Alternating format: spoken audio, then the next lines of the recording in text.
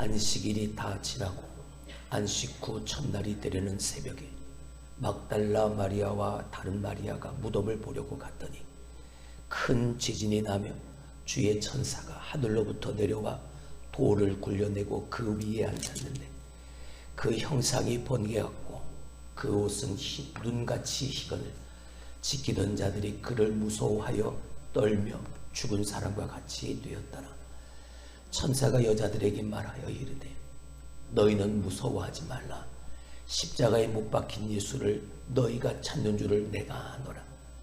그가 여기 계시지 않고 그가 말씀하시던 대로 살아나셨느니라. 와서 그가 누우셨던 곳을 보라. 또 빨리 가서 그의 제자들에게 이르되 그가 죽은 자 가운데서 살아나셨고 너희보다 먼저 갈릴리로 가시나니 거기서 너희가 배우리라 하라. 보라, 내가 너희에게 일렀느니라 하거늘. 그 여자들이 무서움과 큰 기쁨으로 빨리 무덤을 떠나 제자들에게 알리려고 다름질할세 예수께서 그들을 만나 이르시되 평안하냐 하시거늘 여자들이 나아가 그 발을 붙잡고 경배하니 이에 예수께서 이르시되 무서워하지 말라. 가서 내 형제들에게 갈릴리로 가라 하라. 거기서 나를 보리라 하시니라. 여자들이 갈 때 경비병 중 몇이 이 성에 들어가 모든 된 일을 대제사장들에게 알리니 그들이 장로들과 함께 모여 의논하고 군인들에게 돈을 많이 주며 이르되 너희는 말하기를 그의 제자들이 밤에 와서 우리가 잘 때 그를 도둑질하여 갔다 하라. 만일 이 말이 총독에게 들리면 우리가 권하여 너희로 근심하지 않게 하리라 하니 군인들이 돈을 받고 가르친 대로 하였으니 이 말이 오늘날까지 유대인 가운데 두루 퍼지니라. 우리를 위하여 십자가에 죽으시고 그 죽으심이 끝이 아닌 말씀하신 대로 주님은 다시 살아나셨습니다. 그 부활의 첫 열매가 되어주심으로 우리에게도 그 부활이 있음을 말씀하신 주님의 말씀대로 우리 또한 그렇게 되어질 것을 기대하고 이 부활의 새벽에 함께 할 수 있도록 하신 하나님 앞에 찬양과 영광을 돌려드립니다. 할렐루야. 그렇습니다. 부활은 승리의 기쁜 소식이고 부활은 우리의 희망이 되어집니다. 늘 말씀을 드렸던 것처럼 지난 40일 새벽 기도회를 통해서 하나님이 우리에게 주신 사명, 그 사명은 우리가 전달자로 그 부활의 예수 그리스도를 전달하는 예수의 전달자, 십자가의 전달자, 복음의 전달자로 사는 것이라 말씀드렸던 오늘도 내 삶에 그 예수를 전달하는 삶을 온전히 그리고 끝까지 살아내는 것이 우리의 인생, 우리의 삶의 목적임을 다시 한번 깨닫는 2023년 부활의 새벽 오늘이 시간이 될 수 있길 주님의 이름으로 축원합니다. 지금까지 내가 어떻게 살아왔는가, 어떻게 믿음을 가지고 신앙을 가지고 살아왔는가 물론 중요합니다. 하지만 그건 못지않게 더 중요한 건 바로 지금 여기서 지금 내가 서 있는 이 모습이 주님이 내게 말씀하신 대로 그 사명을 이루어가는 전달자의 삶을 살고 있는지 그걸 알고 깨닫고 사는 삶이 무엇보다 훨씬 더 중요하겠죠. 목사로서 성도들에게 바라는 건 그 전달자의 삶을 내게 주어진 코끝에 숨이 멎는 그 순간까지 부단히 살아내는 것이요, 그 삶을 통해 하나님이 기뻐하셔서 그들의 인생 전체를 통해서 하나님이 복 주시고 은혜가 넘치게 되어지는 삶이요, 그 흘러넘치는 은혜를 흘려보낼 수 있는 통로로서의 쓰임받는 모습인 겁니다. 할렐루야. 그런 삶이, 그런 모습이 여러분의 삶이요 여러분의 모습이 될 수 있길 주님의 이름으로 축원합니다. 예수님이 돌아가셨습니다. 십자가의 모진 고난을 당하시고 십자가에 달려 돌아가시는 모습은 당시 유대인들은 물론 유월절을 맞아 예루살렘에 찾아온 모든 사람들이 다 함께 목격했을 겁니다. 그렇습니다. 부활은 역사적 사실입니다. 반드시 있었던 일이고 말씀하신 대로 이루신 그 부활의 역사는 말씀하신 대로 우리에게도 반드시 이루어집니다. 폭풍처럼 휘몰아쳤던 6월절의 혼돈이 끝나고 안식 후 첫날 새벽이 되어졌을 때 아마도 백성들은 그 어느 때보다 더 큰 무기력감과 공허함을 느꼈을 겁니다. 그렇게 바랬던 정치적 메시아, 로마로부터 우리를 반드시 이기게 하고 이 압제로부터 우리를 해방시켜줄 정치적 메시아. 근데 그 메시아가, 그 비참한 삶으로부터 구원할 메시아가 죽었으니 그 공허함은, 그 무기력감은 그 안식 후 첫날 그 어느 때보다 더했겠죠. 희망이 사라져 버렸으니까. 그 무기력감과 큰 공허함을 가지고 있는 그때 하나님은 준비하신 하나님의 새 역사를 그들에게 보이십니다. 여전히 그리스도에 대한 그 사랑의 줄을, 그 사랑의 끈을 놓지 않았던 이 두 여인, 막달라 마리아와 또 다른 마리아가 안식일이 지나자마자 그 새벽 미명에 예수님이 누우신 그 무덤을 향해 달려갑니다. 무덤 앞에 도착한 여인들은 하나님이 준비하신 이 세상 가장 위대한 역사를 목격하게 되어집니다. 무덤 앞에 천사들이 예수님의 빈 무덤을 보여주었던 것이죠. 예수님이 그렇게 너희에게 말씀하셨던 것처럼 말씀하신 대로 그분은 다시 살아나셨느니라. 와서 그가 누우셨던 곳을 보라. 할렐루야. 예수님이 다시 살아나셨다는 그 부활의 소식을 그 두 여인에게 전했던 것이죠. 그리고는 이 기쁜 소식을 제자들에게 빨리 알리라고 명하게 되어집니다. 여인들은 무서움과 기쁨이 뒤섞인 마음으로 제자들에게 열심히 달려갑니다. 7절, 8절, 9절 말씀입니다. 예수님의 무덤이 비어있다. 무서움과 예수님이 다시 살아나셨다. 큰 기쁨으로 제자들을 향해 달려갑니다. 그 부활의 기쁜 소식을 전해주기 위해서, 그 부활의 희망을 다시 저 제자들에게 전달하기 위해서입니다. 사랑하는 성도 여러분, 우리도 이 두 여인처럼 우리에게 맡겨진 이 길, 예수 그리스도를 증언하는 증인의 길, 그리고 그 예수를 전달하는 그 소명과 사명의 길을 이 두 여인처럼 달려갈 수 있기를 주님의 이름으로 축원합니다. 어떤 마음을 가지고? 기쁜 마음을 가지고 달려갑니다. 이 두 여인은 예수님이 무덤이 비었다는 사실이 너무나도 큰 무서움이 있었지만 우리는 그 빈 무덤이 왜 비어 있는지 우리는 그 이유를 아니까 우리는 무서움보다 우리는 더 큰 기쁨으로 달려가 전할 수 있는 이유가 명백하지 않습니까? 예수의 전달자, 십자가의 전달자, 부활의 전달자, 그 전달자의 사명을 다할 수 있는 이 부활의 새벽, 저와 여러분의 삶이 되길 주님의 이름으로 축원합니다. 왜 달려가야 하는가? 무덤이 비어 있으니까. 예수님이 다시 살아나셨으니. 할렐루야. 그리고 예수님은 그 두 여인에게 나타나셔서 부활을 직접 목격하게 하셨습니다. 예수님이 알게 된 이 여인들이 알게 된 예수님의 부활 사건은 이 두 여인만 알고 있긴 너무나도 감당하기 힘든 어려운 놀라운 소식이었습니다.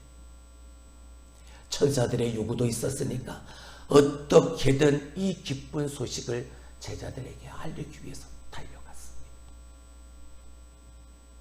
근데 달려가는 중에 죽음에서 부활하신 예수님이 그 여인들 앞에 나타나십니다. 우리 9절의 말씀을 한번 보실까요? 예수께서 그들을 만나 이르시되 평안하냐 하시거늘 여자들이 나아가 그 발을 붙잡고 경배하니 무서움과 두려움과 그리고 큰 기쁨을 가지고 예수의 죽음에서의 부활한 그 기쁜 소식을 가지고 달려가는 그 여인에게 예수님이 나타나셨습니다. 그리고 예수님이 말씀하십니다. 평안하냐? 평안하냐? 안 그래도 가슴 벅찬 상태였습니다. 무덤이 빈 그 모습을 봤으니 천사들이 예수님이 말씀하신 대로 그가 다시 살아나셨다는 소식을 들었습니다. 가슴 벅차있던 이 두 여인이 제자들을 향해 빨리 달려가다가 예수님을 만났습니다. 평안하냐? 그 이야기를 듣고 이 두 여인이 예수님 앞에 불쑥 주저앉습니다. 그리고 예수님의 발을 붙잡고 예수님의 그 발 앞에 엎드려 경배합니다.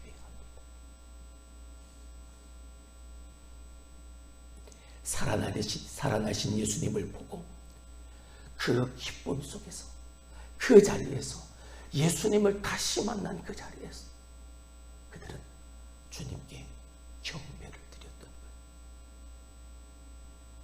이처럼 예수님은 당신의 부활을 다른 유능하고 영향력 있는 그런 사람들이 아닌 이 작은 여인들에게 가장 처음으로 나타내셨습니다. 이들은 다른 사람들처럼 예수님을 정치적 메시아로 기대했거나 예수님을 통해서 뭔가를 얻고자 한 사람들이 아니었습니다.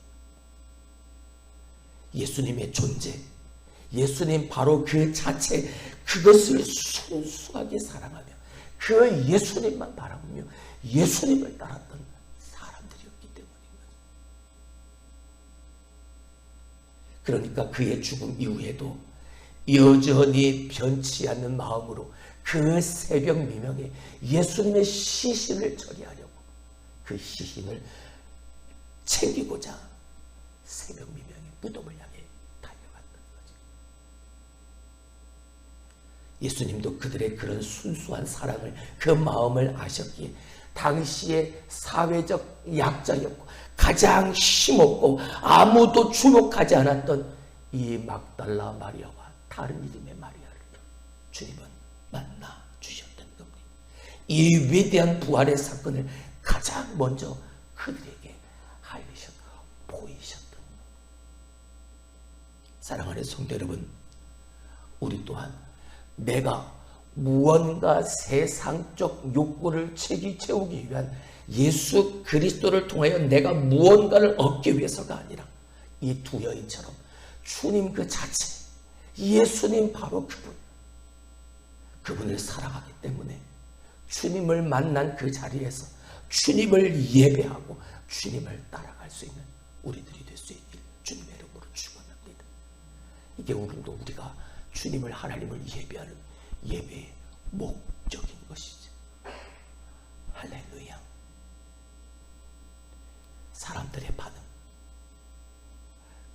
이러한 위대한 하나님의 역사가 펼쳐졌음에도 불구하고 그 예수 그리스도의 흔적을, 하나님의 역사하심의 흔적을 지우려고 분주한 모습을 보입니다.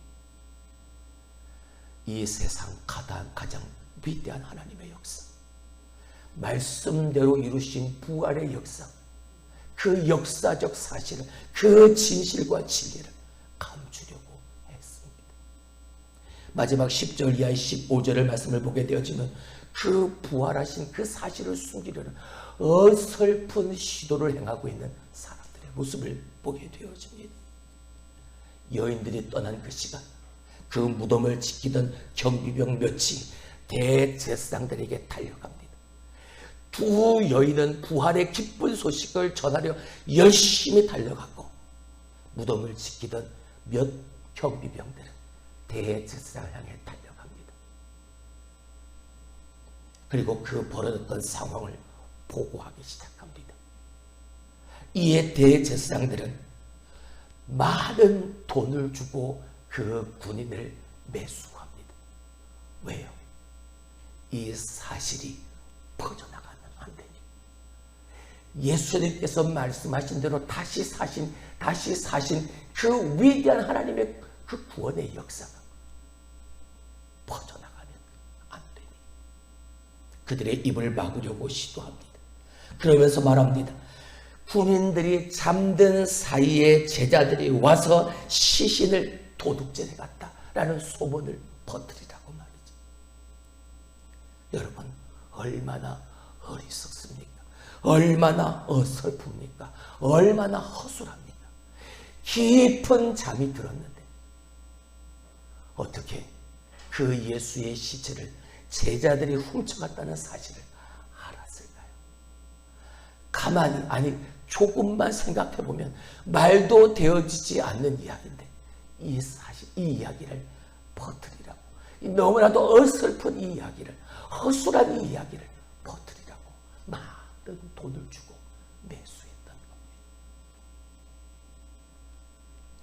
거짓 증언은 이렇게 앞뒤가 맞지 않는데도 유대인들 가운데 마치 이 일이 기정사실인 것처럼 두루 퍼져나갔습니다. 15절 말씀을 보니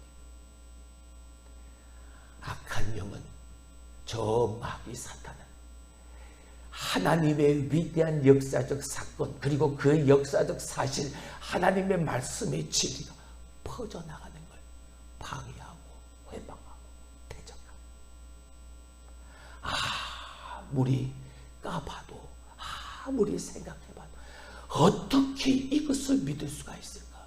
말도 되어지지 않는 이야기를 어떻게 믿을 수 있을까?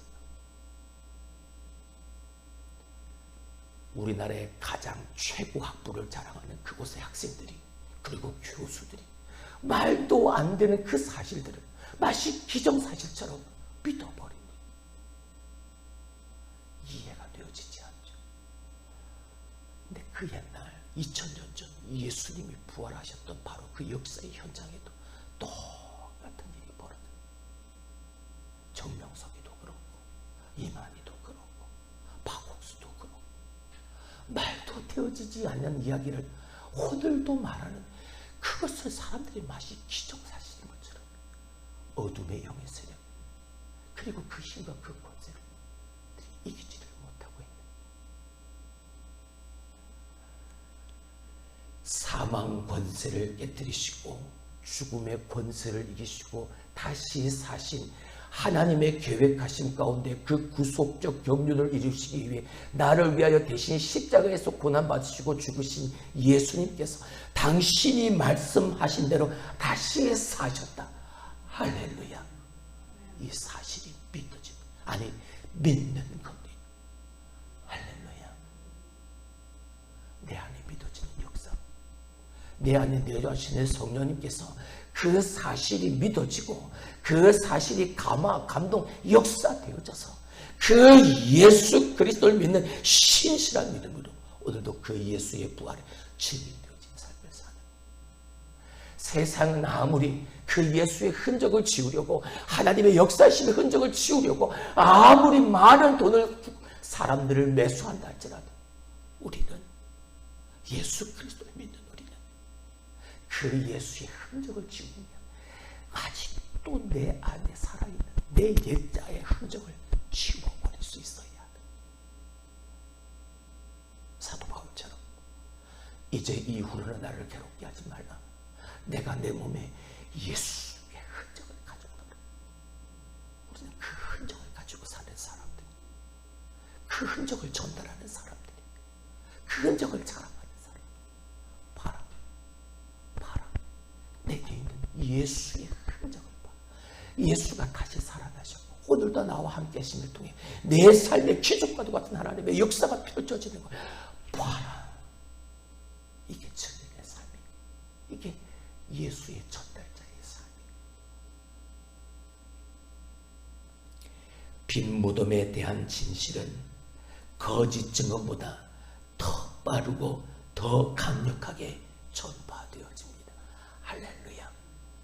헛된, 어설픈, 그리고 그 허무맹랑한 그 이야기들은 잠깐 잠식해버리는 것처럼 보이지만, 복음은, 예수 그리스도의 부활의 소식은 이 두 여인을 비롯해서 제자들에게, 그리고 500여 성도들에게, 그리고 온 세계에, 오늘 우리에게까지 그 부활의 소식은 퍼져나가게 되어졌던 거죠. 아무리 지우려고 해도 지워지지 않는 하나님의 역사적 사실이니까. 예수님을 직접 보고 못자국 난 손을 만진 증언은 보지도 않은 일을 꾸며낸 거짓 증언보다 여러분 1000배, 10,000배, 10,000,000배 더 강력한 겁니다. 할렐루야.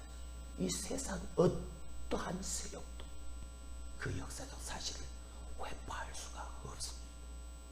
우리가 그 예수님을 믿는 겁니다. 우리가 그 하나님을 믿는 겁니다. 할렐루야. 말씀을 맺습니다. 예수님은 육신의 죽음, 사망 권세를 이기셨습니다. 그 어떤 박해로도, 그 어떤 사탄의 계략으로도 예수님은 결코 통제되어질 수 없는 왕 중의 왕이심을 보이신 것이죠. 다시 사신 예수님이 무덤 밖으로 나오시는 장면을 여러분 한번 묵상해 보시기를 바랍니다. 세상의 모든 권세를, 사망의 권세를 다 이겨내시고 말씀하신 대로 다시 사신 예수 그리스도, 그 예수님 덕분에 우리는 이 세상에서 그 어느 것보다 가장 통쾌한 반전, 그리고 완전한 승리, 그것이 내 것 되어졌음을 우리는 확신하게 되어지는 겁니다. 할렐루야. 부활, 그것은 우리에게 기쁜 소식이요, 예수 그리스도의 부활은 오늘 살아가는 우리에게 희망이 되어지는 것. 그 희망과 그리고 그 기쁨을 가지고 여러분의 코끝에 숨이 멎는 그 순간까지, 주님이 땅에 다시 오시는 그날까지 그 예수의 전달자, 십자가의 전달자의 삶을 힘을 다해 살아갈 수 있는 우리 모두가 될 수 있길 주님의 이름으로 축원합니다.